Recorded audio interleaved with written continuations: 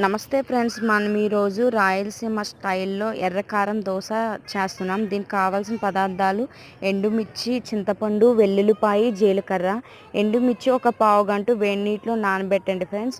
దాన్ని మెత్తగా పేస్ట్ చేసుకోండి. పేస్ట్ చేసుకున్నాక ఇది వచ్చేసి దోశ బ్యాటర్. నేను వచ్చేసి 2 ఎగ్స్తో చేస్తున్నా. స్టవ్ మీద ప్యాన్ పెట్టుకొని కొంచెం ఆయిల్ వేయండి. ప్యాన్ అనేది హీట్ అయిన తర్వాత ఆయిల్ వేసి దోశ బ్యాటర్ అనేది వేయండి.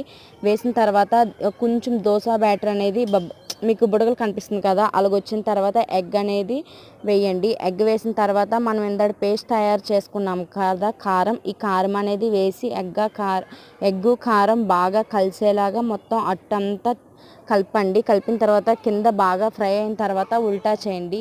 ఉల్టా చేసిన తర్వాత బాగా ఫ్రై అయిన తర్వాత ఒక ప్లేట్లోకి సర్వ్ చేసేసుకోండి. దీనికి కాంబినేషన్గా టమాటా చట్నీ అయితే సూపర్గా ఉంటుంది ఫ్రెండ్స్. ఓకే ఫ్రెండ్స్, ఈ వీడియో నచ్చితే కనుక like, share and subscribe. By bye friends.